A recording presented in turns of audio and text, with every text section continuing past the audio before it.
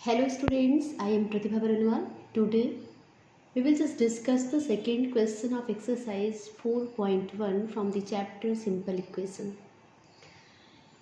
बच्चों हमने last class में आपको what is equation and how to set up an equation from the given statement ये दोनों चीज़ सिखाया था और क्वेश्चन नंबर फर्स्ट पे डिस्कस किया था और सॉल्व भी किया था।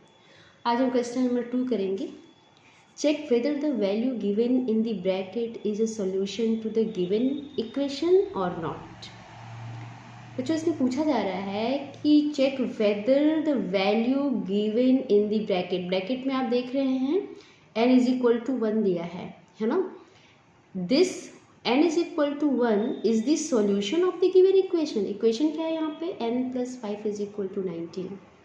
यानी गिवन इक्वेशन के लिए जो n is equal to 1 bracket में दिया हुआ है, is it a solution of this equation और नॉट। आपको बताना है कि ये value n is equal to 1 इस इक्वेशन का सॉल्यूशन है कि नहीं है। तो इसके लिए बच्चों हम क्या करेंगे, जैसे हमने प्रीवियस क्वेश्चन किया था उस वैल्यू को इक्वेशन में पुटअप करते हैं और इसे सॉल्व आउट करते हैं। अगर left hand side right hand side के इक्वल्स हो जाता है तो वो सेटिस्फाई करता है, और जब सेटिस्फाई करता है तो इसका मतलब n की जो गिवन वैल्यू है वो इक्वेशन को क्या कर रही है, इक्वेशन का क्या है, सॉल्यूशन है। ठीक है, अगर ये वैल्यू रखने पर इक्वेशन में left hand side right hand side के इक्वल्स हो जाता है तो मतलब n is equal to 1 is the solution of the equation. इसे करेंगे कैसे, चलिए देखते हैं। आपको पता है n की वैल्यू 1 है, तो n के प्लेस पे जहाँ वेरिएबल है, इसमें वेरिएबल इस इक्वेशन में क्या है, n है ना। तो n plus 5 is equal to 19 हमारा इक्वेशन है। n की वैल्यू हमने 1 पुटअप, ठीक है, और 5 हमने रखा इज इक्वल टू 19। तो 5 और 1 कितना होता है बच्चों, 6 होता है, और यहाँ पे क्या है 19 है, तो क्या दोनों इक्वल्स हैं, नहीं है, तो नॉट इक्वल टू। ठीक है, और इसके बाद हम आंसर लिखेंगे कि n is equal to 1 is not the solution of the equation. ठीक है, उसी जैसा है क्वेश्चन ये भी करना। ठीक है, क्यों ऐसा, ये दोनों आपस में इक्वल नहीं है, यानी left hand side right hand side की इक्वल नहीं है, तो इसका मतलब n की जो वैल्यू 1 दी हुई है it is not a solution of the equation. एक क्वेश्चन और करते हैं इसका, क्वेश्चन नंबर बी, ध्यान से देखिएगा। यहाँ पे इक्वेशन है 7n plus 5 is equal to 19, ठीक है, और n की वैल्यू -2। तो हम क्या करेंगे, सबसे पहले the value of n we will just put in the equation. 7n मतलब 7 into n, 7 into n value is -2 plus 5 is equal to 19। ठीक है, तो इसमें भी हम बोडमास रूल फॉलो करेंगे। सबसे पहले हम मल्टीप्लिकेशन करेंगे, 7 2 जा 14 यानी -14 प्लस 5 इज इक्वल टू 19। जब हम इसे -14 प्लस 5 को कैलकुलेट करेंगे बच्चों तो होगा हमारा -9, that is not equal to 19, है ना। आप देखिए -9 19 के इक्वल टू है नहीं, तो हमें आंसर में क्या लिखना है, अब लिखना है n is equal to -2 is not the solution of the equation.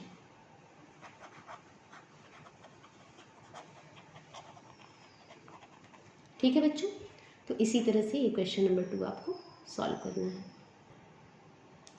बच्चों अब हम क्वेश्चन नंबर 3 सॉल्व करते हैं। Solve the following equation by trial and error method. अब आप यहाँ पे देखिए, ट्रायल एंड एरर मेथड से आपको इस क्वेश्चन को सॉल्व करना है। ठीक है, यहाँ पे जो n की वैल्यू या p की वैल्यू या x की वैल्यू जो कुछ गिवन होती थी यहाँ पे नहीं दी गई है। ठीक है, तो आपको कैसे, अब आपको पता ही नहीं है p की वैल्यू क्या रखने पे ये इसे सेटिस्फाई करेगा या फिर इसका सोल्यूशन होगा, तो आपको यूज़ करना है trial and error method. Trial and error method बच्चों वो होता है जिसमें आप सपोज कर लेते हैं कि x की वैल्यू 1 कभी लेंगे, कभी 2 लेंगे, कभी 3 लेंगे, ऐसे ले लेके कीप कर करके देखेंगे कि which value is satisfying the equation. ठीक है, और इस तरह से आप आंसर तक पहुंचते हैं या फिर राइट सॉल्यूशन तक पहुंचते हैं। ठीक है, तो चलिए हम ट्रायल एंड एरर मेथड से इसे लगाते हैं।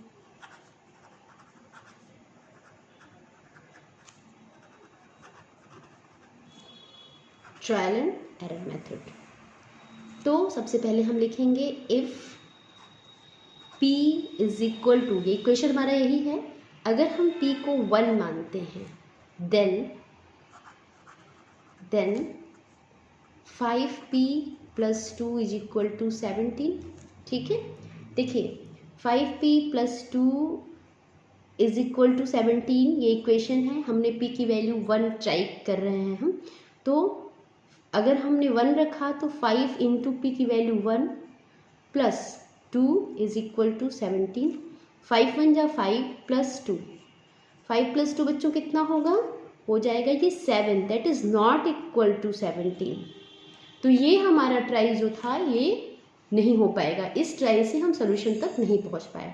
तो अब हम if p is equal to 2 ले लेते हैं, देन अभी हमने क्या लिया था, ट्राई किया 1 वैल्यू रख के p as a p।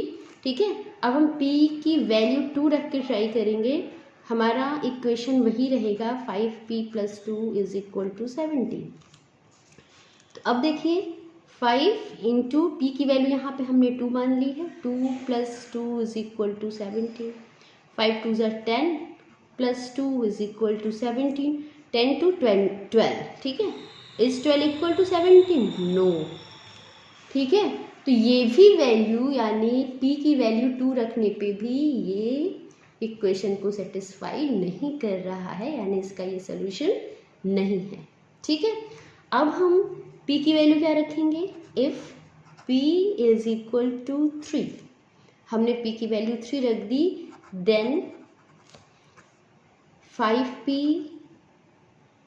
+ 2 equation वही है इज इक्वल टू 17। तो अब हम p के प्लेस पे बच्चों क्या रखेंगे, 3 रखेंगे, तो 5 into 3, 5 into 3 + 2 is equal to 17, 5 3 = 15 + 2। ठीक है, तो अब 15 और 2 को अगर हम एडअप करेंगे तो बच्चों होगा ये 17, दैट इज इक्वल टू 17। तो what are you observing here, p is equal to 3 is satisfying the equation. क्यों सेटिस्फाई कर रहा है, because left hand side became equal to right hand side. ठीक है, या फिर हम कह सकते हैं कि p is equal to 3 is the solution of the equation. ठीक है, तो इसमें पूछा था solve the following equation by trial and error method. तो इसमें पूछने का मतलब है कि क्वेश्चन में या इस इक्वेशन में p की वैल्यू क्या होगी, तो आंसर में आप लिखेंगे p इज इक्वल टू 3। ठीक है, तो इस तरह से आपको ट्रायल एंड एरर मेथड से डिफरेंट नंबर रख करके वेरिएबल के इक्वेशन को सॉल्व करने हैं, और जो वैल्यू रखने पे इक्वेशन सेटिस्फाई हो जाता है, means left hand side right hand side के इक्वल्स हो जाता है, that is the value of the variable और that is the solution of the equation. Okay बच्चों, अब हम लोग क्वेश्चन नंबर 4 देखते हैं, write equations for the following statements. तो मैंने लास्ट वीडियो में भी एक स्टेटमेंट से इक्वेशन सेटअप करना बताया था। चलिए अभी एक क्वेश्चन भी आ गया है, तो उसे हम कैसे करेंगे एक बार फिर से समझ लेते हैं। The sum of x and 4 is 9। तो बच्चों ये you can see here a statement है ना, तो इस स्टेटमेंट से आपको क्या बनाना है, इक्वेशन बनाना है ना, इक्वेशन सेटअप करना है। तो इसका इक्वेशन क्या हो जाएगा, ध्यान से देखिएगा, the sum of x and 4 यानी x और 4 को ऐड करना है, इस मतलब इक्वल्स टू 9 मतलब 9। देखिए इक्वेशन सेटअप हो गया, द सम ऑफ x + 4 यानी x + 4 is equal to 9 is the equation. ठीक है, इक्वेशन में इक्वल टू साइन होना मस्ट है, जो कि यहाँ पे है। इसी तरह से दूसरा क्वेश्चन, दूसरा स्टेटमेंट हम देखते हैं, 2 सब्ट्रैक्टेड फ्रॉम y इज 8। तो ये ध्यान दीजिएगा, 2 सब्ट्रैक्टेड फ्रॉम y को पहले लिखेंगे, y में से आपको क्या सब्ट्रैक्ट करना है, 2, तो y - 2 इज इक्वल टू 8। ठीक है, थर्ड देखते हैं, 10 टाइम्स a इज 70।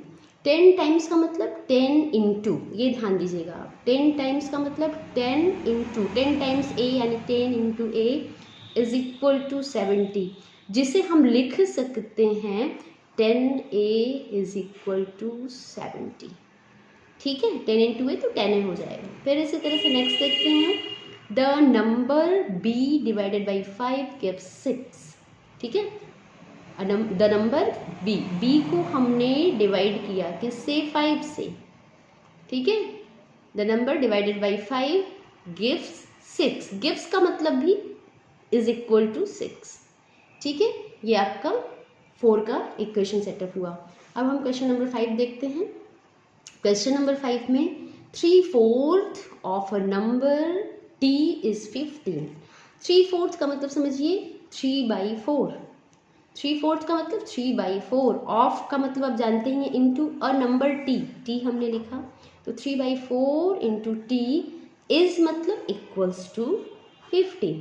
तो अब इसे थोड़ा सा हम सॉल्व कर लेते हैं। 3 into 3 t, 3t, 3t/4 is equal to 15। इस तरह से आपका ये इक्वेशन सेटअप हो जाता है। ठीक है, एक हम और लास्ट क्वेश्चन 9 देख लेते हैं। बाकी जो मैं नहीं बता रही बच्चों, वो आपके एफर्ट के लिए छोड़ दे रही हूँ। आपको भी तो कुछ एफर्ट करना है ना, कि हाँ मैम ने ऐसे बताया था तो हम कैसे कर सकते हैं। चलिए 9 देखते हैं। इफ़ यू add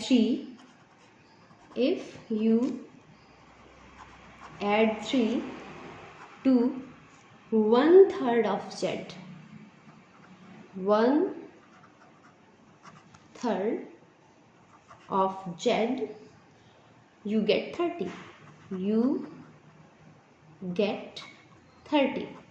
तो अब देखिए ये भी बहुत आसान सा है। इसका इक्वेशन हमने कैसे बनाना है, if you add 3 to 1/3 of z, 1/3 का मतलब 1/3, ऑफ मतलब इनटू, z में आपने क्या ऐड किया, 3 ऐड कर दिया, तो यू गेट 30। गेट मतलब ये इक्वल्स टू हो जाता है 30 के। ठीक है, तो थोड़ा सा इक्वेशन हम सॉल्व भी कर लेते हैं। z बन जा z/3 plus 3 is equal to 30।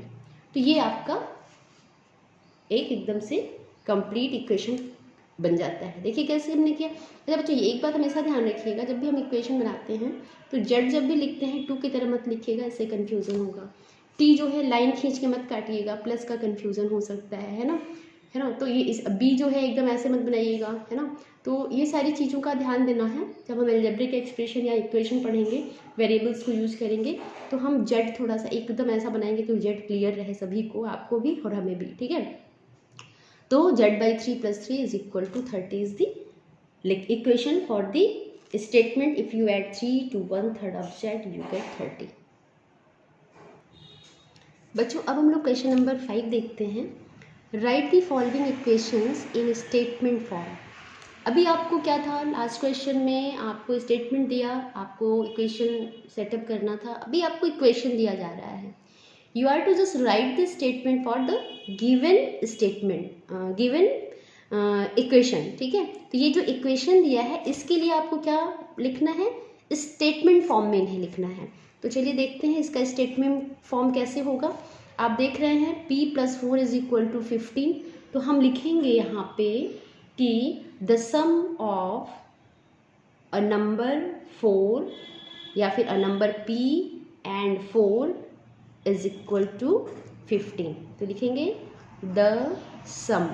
सम क्यों लिखा, क्योंकि यहाँ पे आप देख रहे हो ऐड हो रहा है। The sum of a number p and 4 is 15। ठीक है, तो ये आपका इक्वेशन से क्या हो गया, स्टेटमेंट बन गया। दूसरा है m - 7 इज इक्वल टू 3। तो इसका स्टेटमेंट हम कैसे लिखेंगे, 7 subtracted from a number m gives 3। ठीक है, 7 subtracted from a number m gives 3। एक और हम देख लेते हैं 5, equation number 5। 3m is divided by 5 यानी 3m/5 इज इक्वल टू 6। तो इसका हम स्टेटमेंट कैसे बनाएंगे, तो इसका लिखेंगे 3 times a number m, 3 times, हमने बताया था ना 3m का मतलब 3 टाइम्स अ नंबर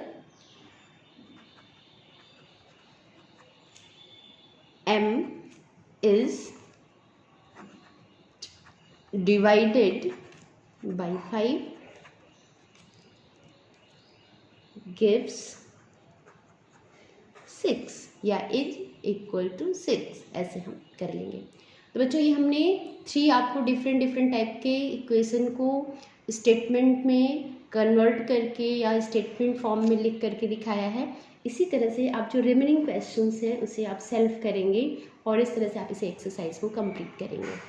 देखिए, एक्सरसाइज करने का मतलब सिर्फ कंप्लीट करना नहीं है, बल्कि सीखना है कि कैसे आप इक्वेशन को सेटिस्फाई कर रहे हैं कि नहीं कर पा रहे हैं, या गिवन वैल्यू से सेटिस्फाई हो पा रहा है कि नहीं हो पा रहा है, कैसे आप ट्रायल एंड एरर मेथड से किसी भी इक्वेशन का सोल्यूशन निकाल सकते हैं, ठीक है, या फिर कैसे आप स्टेटमेंट को इक्वेशन में कन्वर्ट कर सकते हैं, किसी इक्वेशन को स्टेटमेंट फॉर्म में कैसे लिख सकते हैं। तो ये सारी चीज़ें आपने इस एक्सरसाइज 4.1 में सीखी। आई होप आपको समझ में भी आया होगा। और आपको अगर एक बार में बेटा पूरा क्लियर नहीं होता, कभी कभी होता है ना कि मैथ्स में थोड़ी प्रैक्टिस की रिक्वायरमेंट होती है, तो आप दोबारा वीडियो को ज़रूर देखें, पूरा देखें, अच्छे से समझें और वो सारे भी क्वेश्चन करें जो मैंने इसमें आपके लिए रखे हैं। मतलब मैं सारा अगर कर दूंगी बच्चों तो आपका एफर्ट कहाँ जाएगा? आपको एफर्ट करना है, आपको कॉन्फिडेंस आपको तभी मिलेगा जब आप सेल्फ करने लगेंगे। तो उसके लिए उसे आप ज़रूर करें, उससे आप न चूकें कि हाँ मैम ने जो नहीं बताया उसको छोड़ देते हैं, ऐसा नहीं करें, आप उसे करें। और अगर आपको कोई डिफ़िकल्टी हो रही है तो आप उसे कमेंट बॉक्स में पूछ भी सकते हैं, ठीक है। अगर आपको वीडियो अच्छा लगा, आपको समझ में आया, तो इसे लाइक करना, फ्रेंड्स के साथ शेयर करना और सब्सक्राइब करना बिल्कुल ना भूलें। Thank you.